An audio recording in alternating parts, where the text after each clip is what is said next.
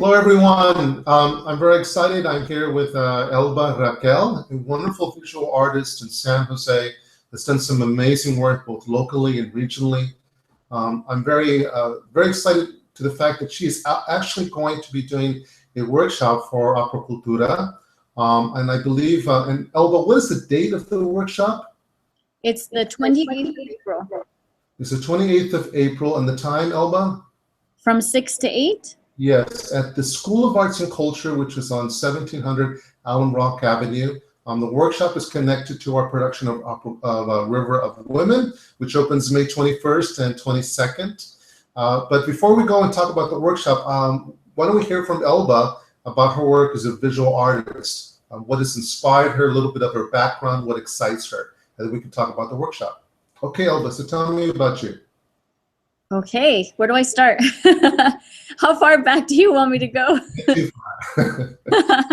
Well, I don't like to go too far back because every artist has the same story. I started painting when I was 4, blah, blah, blah. But I graduated from the Academy of Art University in 2008, and I got my first freelance job in 2008, which was a hot mess. It was a hot mess, but I learned a lot from my mistakes. And as I've gone through the years, so what was that, 6 years ago? No, 8 years ago already. I have not only developed artistically, but I think professionally I've also developed quite a bit. I used to just wait for people to tell me what to do as an illustrator.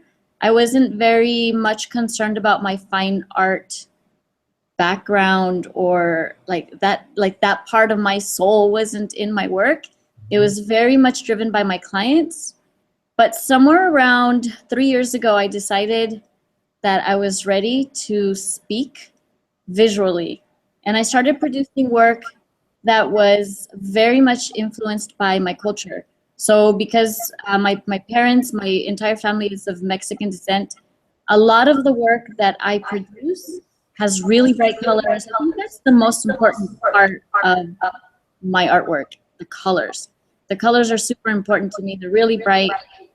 I compare myself, which is probably, I don't know if it's fair, but I compare myself to the writings of Gabriel Garcia Marquez, because if you ever read his books are based on reality, but he heightens reality so that it's fantasy almost.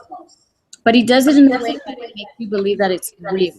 So in my paintings, I paint fantastic images in a realistic way with a little bit of two-dimensional, like flat motifs, very reminiscent of the Mexican folk art. And themes vary from like social issues to my family personal stuff. In the back, you'll see the 3 paintings. That's basically me and my family when I first had my first child. So that's my husband, Roberto Romo, who was with you guys last year, and then myself, the son on that side, and then our baby when he was 2 years old in the center. So those are some more personal portraits of our inner sons. So as you know, River of Women, which is based on the life of my grandmother, it incorporates the myth of La Llorona, but one of the main themes is the struggle of women, particularly issues that they faced in the 1940s in terms of opportunities. As a female visual artist, and you mentioned that you sometimes connect to social issues. Have you ever been asked to do a work or a project that is around some of the issues that women face today? I've never had to do any type of work that is based on that. But I mean, you do as a woman run into issues in the field where because you're a woman, you're not maybe as valued. I mean, I think that's something that always is even though it doesn't represent or reflect in my work, it does reflect in the types of jobs that I get. So I am married to a very fabulous and talented illustrator, Roberto Romo. And sometimes people take him a little bit more seriously because he is a man. and I feel like I get kind of pushed to the side a little bit. I mean, it happens in my own classroom. So I am a high school teacher, and in my own classrooms, I teach 5 classes. He teaches 1 class, and when I bring in my work, my students automatically say, "Who did that, Mr. Romo?" It's like, because they see me as a woman, they don't think that I can do that, and when I do tell them that it's my work, they look at me in disbelief, like. So Well, I've seen your, I know your work. You've done workshops for us before. The one you're doing in April is a little different, but honestly, I really think you're an amazing artist. Thank you. Illustrations on your website are amazing. And why don't you plug your website? What's your website address? My website is elbaraquel.com. Very simple. My first, my entire name, elbaraquel.com. Yeah, no, so it's very stunning, very stunning. So, thank you. I want to ask you about the workshop that you're going to be doing in April. One of the themes, as I mentioned, is about women. And the theme that I asked you to work on was women that inspire us. So the workshop that you're doing is really interesting, I think. But I want you to talk a little bit about it. Right. So I know it's a 2-hour workshop, and I wanted to make sure that the subject was powerful, but at the same time that anybody with any experience, so beginners to advanced, could come and join, and they will get really great results. There is a person by the name of Tanya Catan who started a campaign with like the stereotypes that women get. So if you look at the bathroom symbols, for instance, she looked at that and she saw the design, and the design was, there was a man who's wearing pants and then a woman who's wearing the dress or the skirt. And she looked at the silhouette and she said, what if I switch it so that I switch the meaning of the dress? Because as you know, you can't run in a dress, you can't do a lot of things in a dress, which basically limits the capabilities of what a woman can do. So she said, I'm going to turn the dress silhouette into a cape. So she rendered it in full color, and she said it was never a dress, it was always a cape.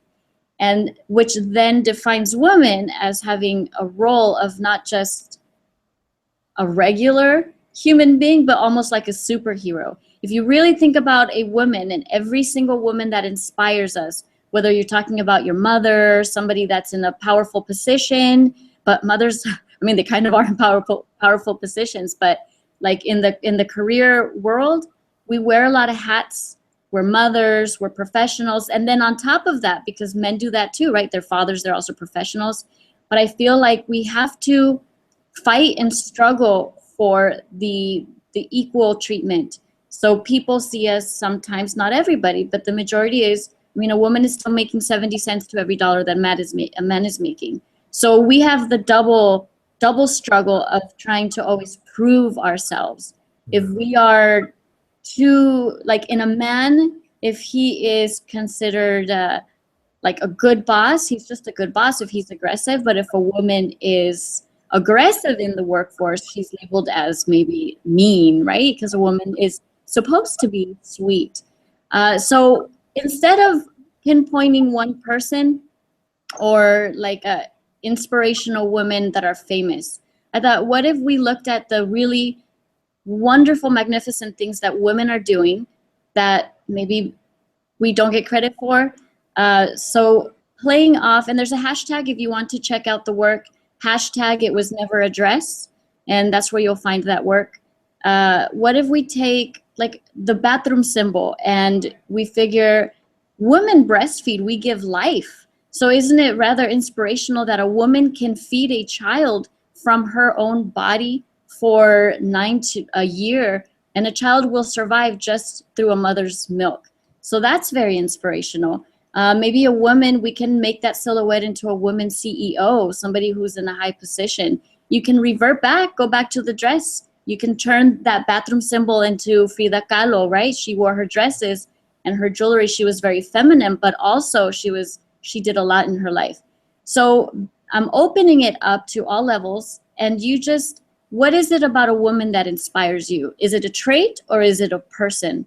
And we're going to represent that and redefine are what are maybe considered weaknesses. I know for breastfeeding, it's considered like, well, you have to take time off of work.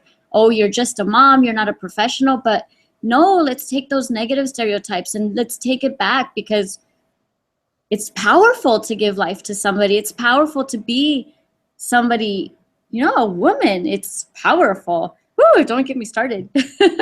I can go on forever. I love that workshop, and like I said, we've had you do a couple of workshops for us before, and I know you do a lot of work at the School of Arts and Culture in East San Jose and other places.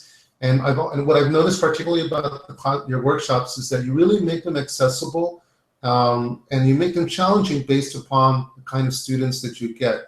So I'm really urging everyone to take advantage of this workshop. It's a free workshop. There is limited registration. There are a few spaces left, but this is really a rare opportunity to work with a wonderful artist who's done a lot of work, and it's just, I think, incredible on a lot of levels.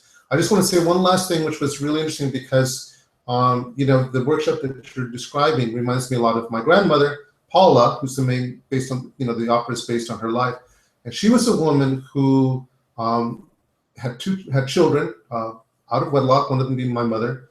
And she was really being asked by her mother to marry a man she did not love in order to bring honor back to her name. But she had always wanted to be very independent and strong. But, the roles back then were very set. And for women, 1940s, Latino women, education was not something that was necessarily available to them.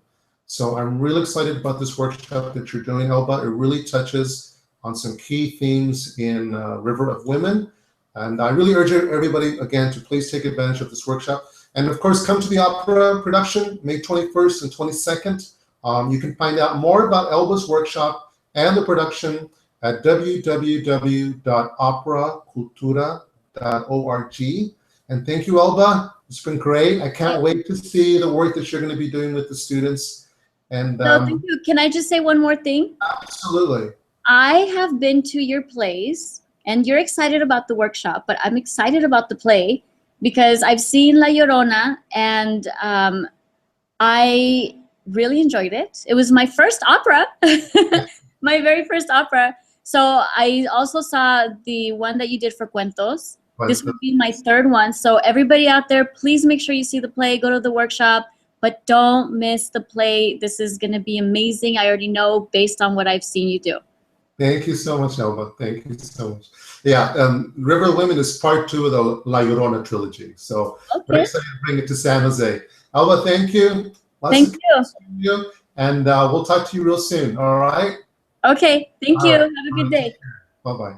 Bye.